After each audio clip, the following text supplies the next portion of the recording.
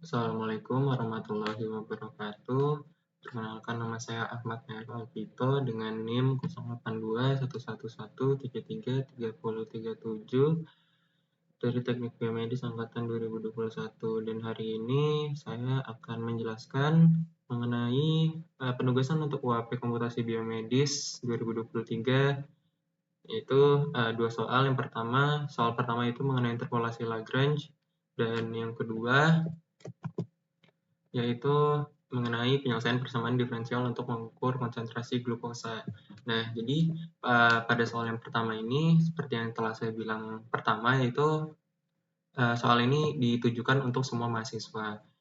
Jadi soal ini sendiri kita disuruh untuk menggunakan metode interpolasi Lagrange untuk mengukur estimasi tegangan listrik dengan data eksperimental yang diberikan, yaitu nilai R sebesar berturut-turut 10, 20, 30, sampai 50, dan nilai V-nya 0,5 sampai 1,4. Dan parameter yang harus diselesaikan atau yang harus ada, yaitu yang pertama harus menggunakan metode interpolasi Lagrange untuk menentukan polinomial orde 4 yang melewati semua titik data tersebut dan menuliskan rumusnya dalam bentuk standarnya atau polinomial standarnya. Yang kedua, menggunakan polinomial orde 4 untuk yang diperoleh dari hitungan yang pertama untuk menentukan nilai tegangan listrik yang dihasilkan oleh sensor jika resistansinya adalah nilai yang berasal dari NIM mahasiswa. Untuk NIM terakhir saya sendiri itu 037, dan hasil estimasi nilai tegangannya itu harus dengan akurasi 2 angka desimal. Dan yang terakhir yaitu menentukan galat mutlak dan galat relatif dari estimasi yang diperoleh dengan mengasumsikan bahwa nilai sebenarnya dari tegangan listrik pada resistansi yaitu 0,75. Nah, jadi kayak gimana bentuk videonya, kurang lebih nanti bakal kayak gini. Nah, jadi yang pertama harus kita lakuin itu sudah seperti biasanya, yaitu kita akan membuat library-nya terlebih dahulu. Jadi pada kode saya sendiri itu menggunakan 3 library. Yang pertama ada matplotlib.pylab. Nah, ini buat visualisasi plot data eksperimen sama hasil interpolasi dari Lagrange sendiri. Terus yang kedua kita pakai NumPy. Nah, NumPy ini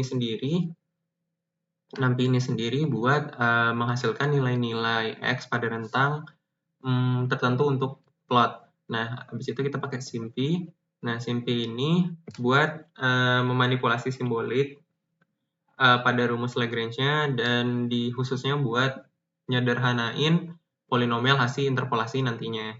Nah, jadi karena tadi soal parameter yang pertamanya ini harus menggunakan metode interpolasi Lagrange, jadi akan saya definisikan terlebih dahulu dari rumusnya. Yang pertama kita akan inisialisasi variabelnya dulu.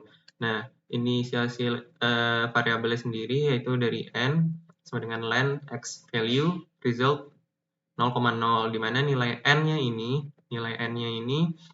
merupakan jumlah titik data atau jumlah pasangan dari x sama y-nya. Nah, nilai x sama y-nya ini kita umpamakan dengan r-nya ini x dan v-nya ini y. Nah, terus habis itu masuk ke yang result. Nah, result ini merupakan akan menjadi hasil akhir dari interpolasi Lagrange yang akan diinisialisasikan dengan nilai 0,0 yang ada di sini. Nah, selanjutnya kita masuk ke iterasi buat perulangannya, yaitu di bagian ini. Nah, kita ini iterasi buat setiap data yang ada. Kan tadi udah dibilang ada beberapa titik data yang di bagian N ini. Nah, jadi kita mau bikin iterasi buat setiap data tersebut. Jadi kita menggunakan for di in range N-nya. Nah, pokoknya ini tuh iterasinya untuk data yang ada di N ini sendiri. Nah, terus kita pakai term ini diinisialisasi dengan nilai yi yang akan digunakan sebagai bagian dari polinomialnya itu sendiri. Nah, habis itu, di bagian yang ji ini, if ji ini sendiri merupakan bagian untuk menghitung produk pada rumus Lagrange sendiri, di mana term yang kedua yang digunakan, yaitu yang bagian ini, itu nanti kalau misalnya nilai J-nya ini tidak sama dengan nilai I, misalnya J nggak sama nilai I, maka termnya akan dikalikan dengan X min xj per x min xj, xi min xj. Dan nantinya akan menghasilkan bagian polinomial Lagrange untuk nilai untuk titik xi dan yi.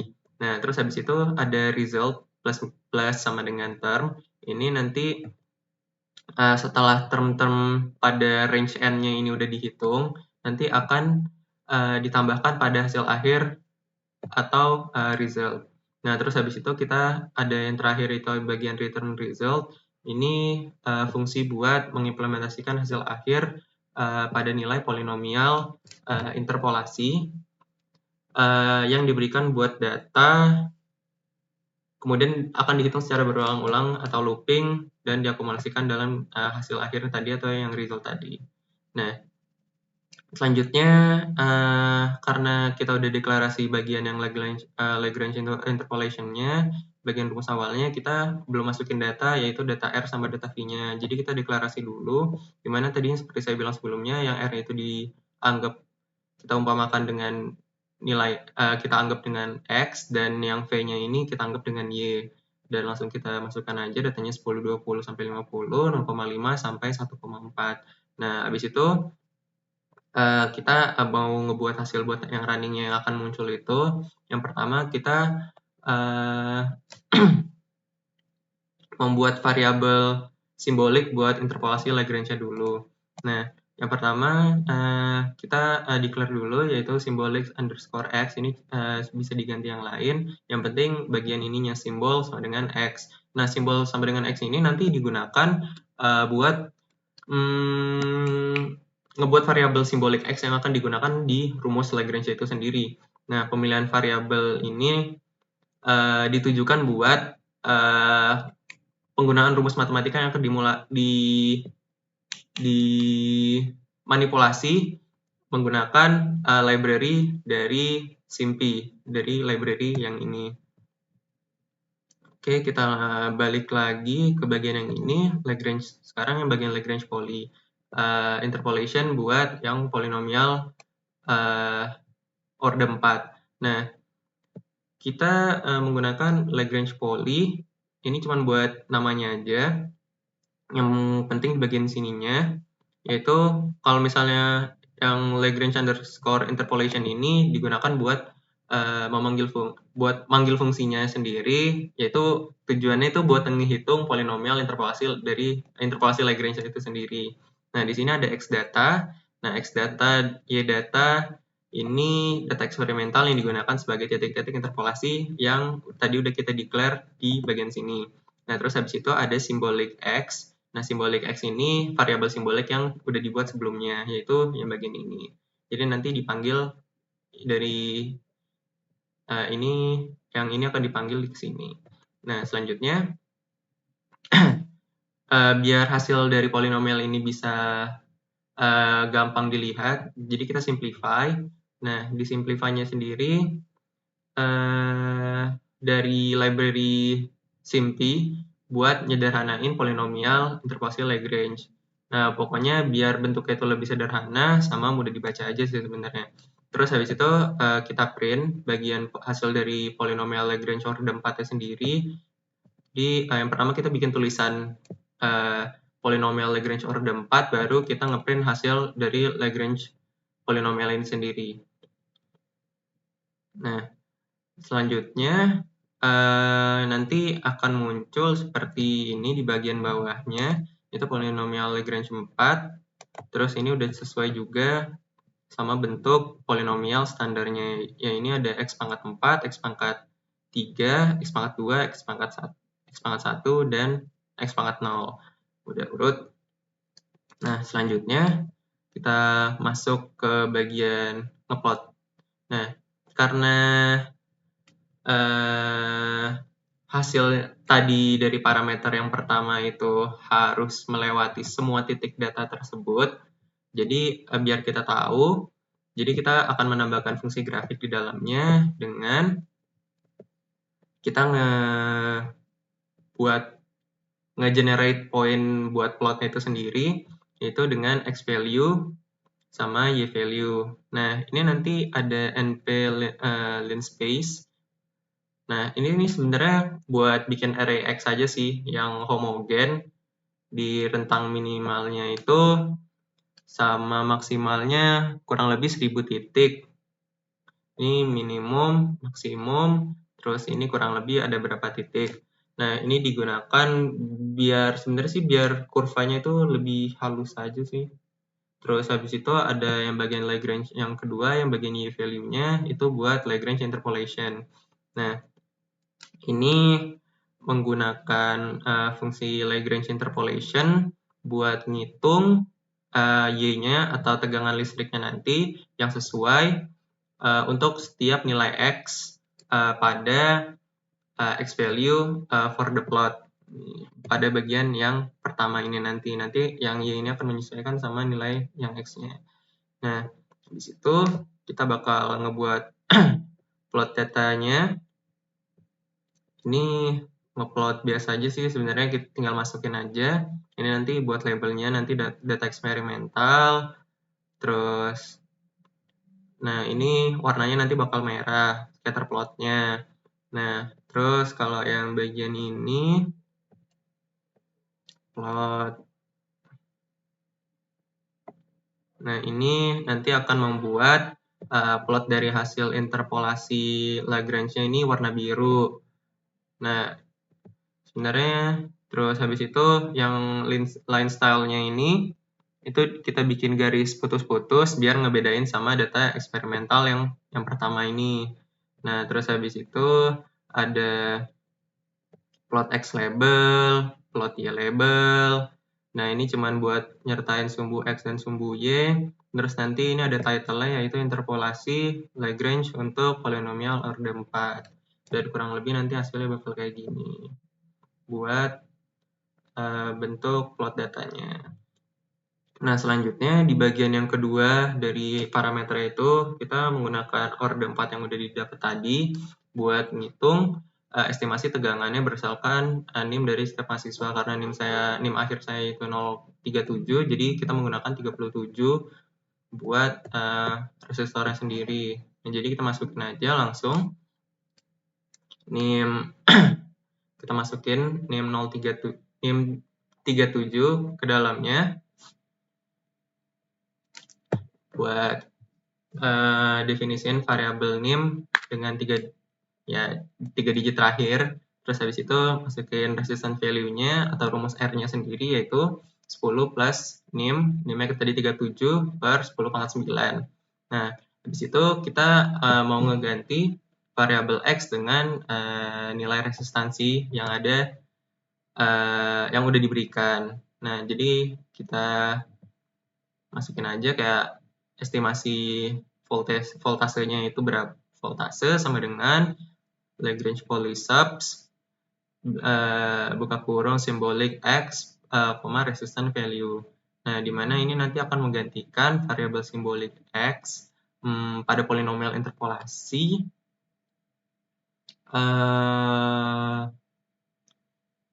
buat yang udah dihitung sebelumnya. Nah, terus habis itu nanti hasilnya akan hasil dari ininya sendiri merupakan estimasi tegangan listrik yang diberikan pada resistansi yang udah diberikan. Nah, terus habis itu kita mau menampilkan hasilnya dengan tadi di parameter di atas itu harus 2 angka desimal, akurasinya 2 angka desimal. Jadi kita akan membatasi dengan 2 angka desimal di akhirnya. Yaitu jadi kita awalnya yang bagian atas ini cuma buat tulisan estimasi tegangan listrik aja, ini dikasih garis miring N ini biar nggak mepet sama yang tadi plotnya, grafiknya. Terus habis itu kita print. Nah yang bagian ininya sini, ini nih yang buat ngebatasin di 2 desimal belakangnya. Oke, terus lanjut ke bagian yang buat hasil run-nya sendiri nanti akan seperti ini, estimasi tegangan listrik 0,5 volt. Ini setelah menggunakan perhitungan di codingan Python sendiri atau di Google Colab. Nah, terus habis itu di parameter ketiga yaitu menentukan galat mutlak dan galat relatif dari estimasi yang diperoleh dengan mengasumsikan nilai sebenarnya ini tegangan misalnya 0,75 buat resistansinya. Nah, jadi kita deklarasi dulu kalau misalnya tegangan sebenarnya ini 0,75 tegangan, jadi true voltage atau tegangan sebenarnya sama dengan 0,75.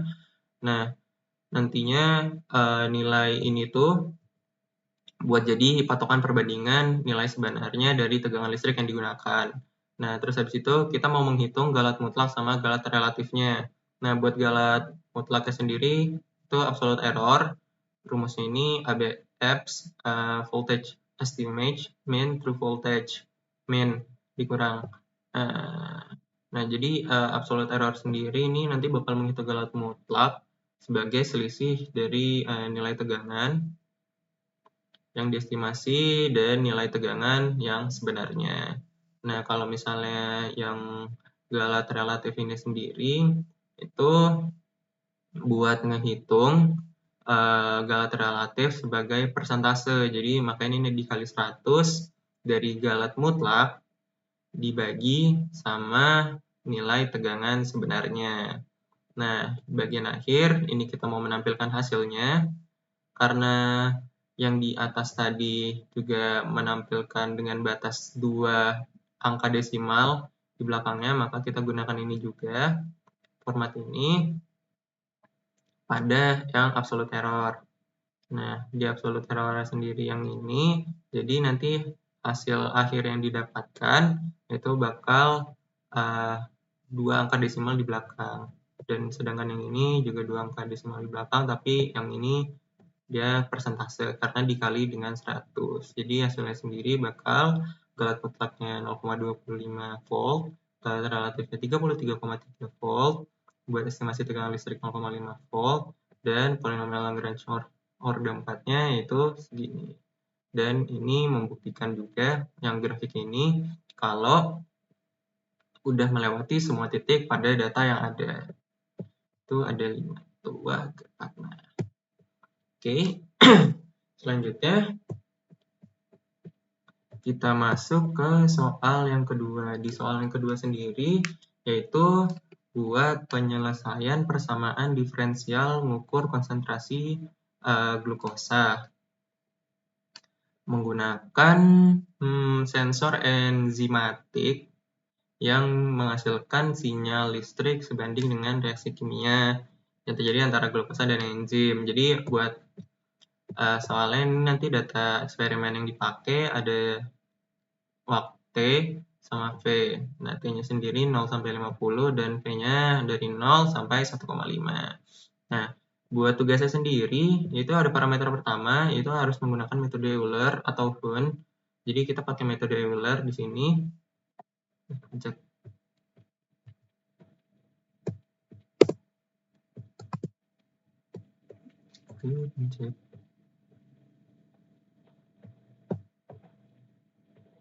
Oke, jadi harus menggunakan metode Euler atau Hund buat nyelesain ODE secara numerik, harus menggunakan data eksperimental sebagai kondisi awal dan batas dan ditulis juga dalam bentuk polinomial standar. Yang kedua, menggunakan metode Runge-Kutta order 4 buat menyelesaikan secara numerik dengan menggunakan data eksperimental sebagai kondisi awal dan batas juga dan menulis rumusnya dalam bentuk polinomial standar. Nah, selanjutnya, yang ketiga ini menggunakan salah satu metode numerik yang telah digunakan antara Euler, Hund, atau Runge-Kutta order 4 buat menentukan nilai konsentrasi glukosa dalam darah jika tegangan listriknya ini dihasilkan oleh sensor berdasarkan NIM-nya. Kalau NIM saya kan 0,37, jadi nanti bakal disesuaikan dengan NIM saya itu 0,3737. Dimana T-nya ini waktu dan berikan estimasi nilai konsentrasi akurasi 2 angka desimal juga. Nah, jadi yang pertama itu seperti yang pertama juga kita buat library-nya dulu. Library yang digunakan itu yang pertama NumPy, matplotlib.pylab, pyplop, sama NumPy polinomial. Nah, dimana kalau NumPy ini buat operasi numerik, terus yang ini buat bikin plot, nanti buat bikin plotnya. Plot ini sendiri sama NumPy polinomial ini buat membentuk polinomial dari hasil numerik. Nah, di situ kita deklarasi dulu dari data eksperimennya, yaitu ada nilai T. Ini T-nya itu waktu atau time, yang ininya V, voltage. Jadi kita tulis time data sama voltage data, di mana nilainya 0 sampai 50 dan 0,01 sampai 1,5. Nah, habis itu kita mau memasukkan atau mengimplementasikan fungsi persamaan diferensial ODE, itu kita definisikan dulu di ODE function, yaitu seperti ini, dV per dt sama dengan K1 kali C min K2 kali V. Nah, nanti bakal return lagi ke dV dt. dV per dt. Nah, terus habis itu kita karena tadi di parameter pertama ini menyelesaikan menggunakan metode Euler, yang saya pilih menggunakan metode Euler, jadi kita definisikan dulu metode Eulernya sendiri.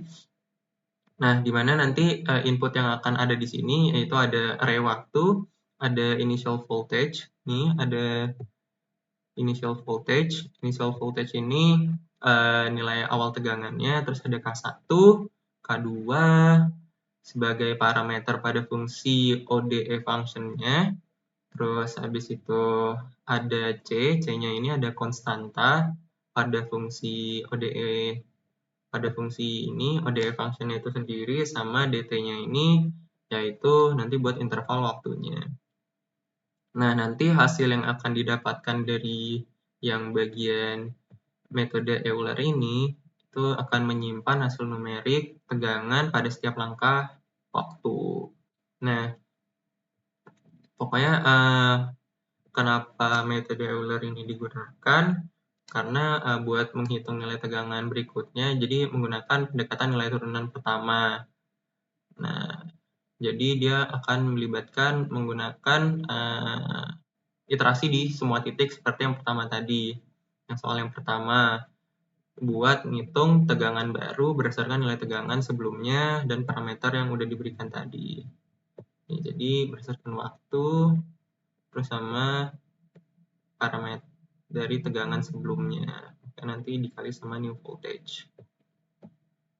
Nah, selanjutnya yang kita parameter kedua itu menggunakan metode Runge-Kutta roda 4 buat menyelesaikan ODE secara numerik. Jadi kita definisikan juga atau deklarasi yang metode Runge-Kutta. Dengan inputnya ini ada waktu, ya array waktu, terus habis itu ada initial voltage, juga nilai awal tegangannya, K1, K2, buat parameter fungsi di ODE function sini, terus habis itu dt, dt ya interval waktu, dan c-nya ini konstanta pada fungsi ODE function. Nah, terus habis itu outputnya sendiri, yaitu yang outputnya dari bagian ini sendiri itu buat menyimpan hasil numerik tegangan pada setiap langkah waktu. Nah, Runge-Kutta ini biasanya digunakan buat menghitung nilai tegangan pendekatan yang lebih akurat daripada metode Euler.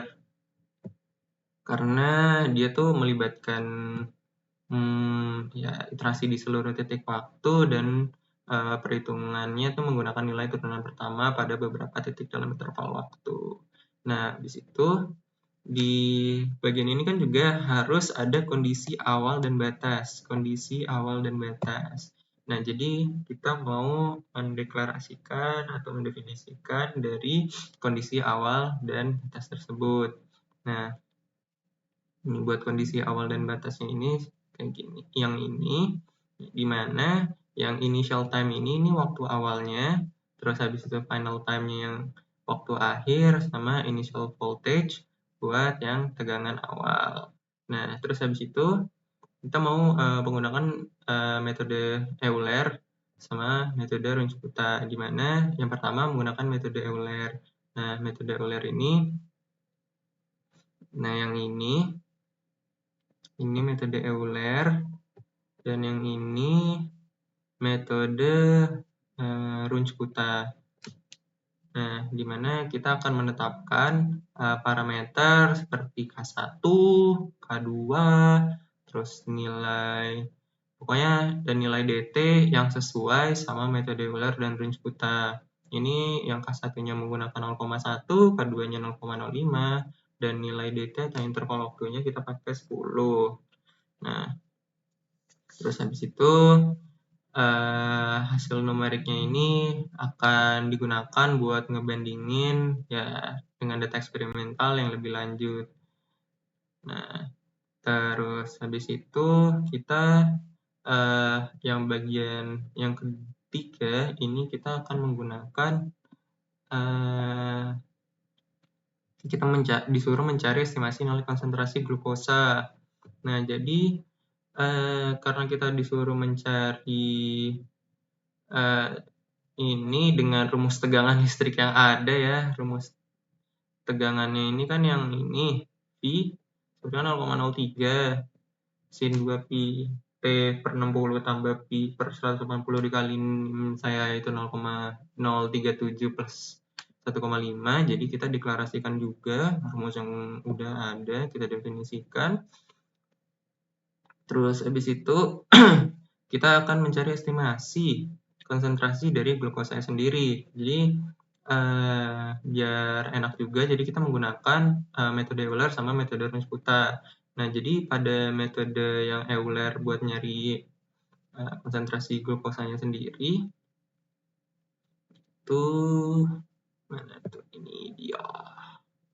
Nah, ini dia. Nah, di mana nilai K1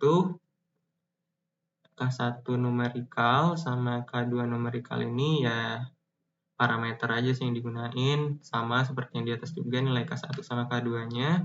Terus ini nanti nilai-nilai yang akan mempengaruhi.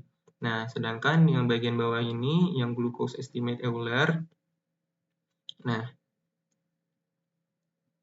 ini tuh digunakan buat menghitung kira-kira berapa sih ininya kadar konsentrasi glukosanya menggunakan perhitungan Euler. Jadi kita masukkan yang voltage formula ini, final time-nya 37, NIM-nya kan 37, kita masukin jadi 37 dikurang initial voltage. Nah, ini tuh buat mengukur perubahan tegangan listrik dari nilai awal. Nah, kalau misalnya si initial voltage-nya ini hingga waktu akhir dibagi sama K1 numerikal. K1 numerikal ini nilai K1 yang udah ditentukan di awal yaitu 0,1. Nah, terus habis itu sama juga seperti yang di metode Runge-Kutta juga, sama seperti yang saya jelaskan sebelumnya di metode Euler tadi, yaitu juga menggunakan voltage formula final time 37 mean initial voltage, di mana 37-nya ini NIM, terus habis itu initial voltage ini ya perubahan waktunya.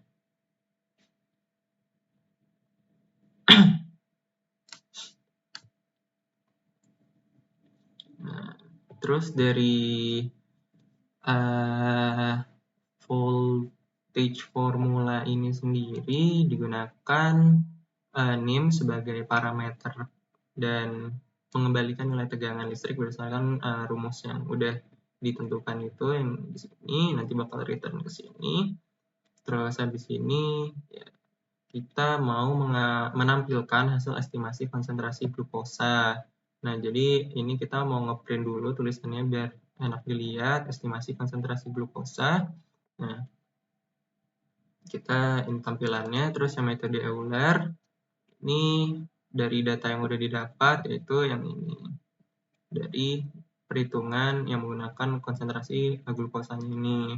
Nah, jadi nanti bakal keluar, terus juga karena dibatasin harus pakai dua angka desimal di belakangnya, jadi kita membuat string dengan 2 angka desimal dari estimasi konsentrasi glukosa menggunakan metode Euler. Nah, sama juga yang di Runge-Kutta. Di Runge-Kutta juga sama, juga dibatasin pakai 2 angka desimal di belakang, terus tinggal print bagian yang ini, format glucose estimate RK4. Nah, jadi nanti dari output ini kita bisa melihat nilai estimasi konsentrasi glukosa menggunakan metode Euler sama metode Runge-Kutta. Kalau kita lihat ini di sini. Estimasi konsentrasinya 14,88 untuk Euler dan Runge-Kuttanya Runge-Kutta roda 4 juga sama 14,88. Nah, terus habis itu yang pertama kan tadi minta dalam bentuk standar. Yang ini juga dalam bentuk standar. Nah, jadi kita tambahkan kode yaitu polyeuler. Ini polyeuler buat membuat objek polinomial yang bagian ini. Terus habis itu yang poly RK ini membuat objek polinomial juga. Ya, terus itu ini kita tuh mau ngebuat bentuknya tuh biar rapi aja, misalnya ada X pangkat bla bla bla biar lebih rapi daripada yang soal pertama tadi. Terus habis itu kita print hasilnya, jadi hasil dalam bentuk polinomial standar buat metode Euler, langsung kita print polyeuler. Terus habis itu buat yang metode Runge-Kutta kita masukkan print poly RK4 atau Runge-Kutta orde 4, dan nanti bakal keluar hasilnya seperti ini. Ini buat hasilnya. Nah, karena di soal juga menggunakan data eksperimental, jadi kita juga mau nampilin plot datanya seperti yang pertama. Jadi kita plotting dulu hasil dari metode Runge-Kutta sama metode Euler tadi. Terus ya ini sebenarnya cuma ukurannya aja. Ini subplotnya, ini posisinya 1, 2, 1 di kiri dan ini 1, 2, 2 di kanan. Terus nanti ini sama seperti yang pertama juga, data eksperimental, terus isi-isi dari dalamnya ada X, nilai Y, terus isinya apa aja ada di sini. Terus nanti setelah di run hasilnya bakal kayak gini.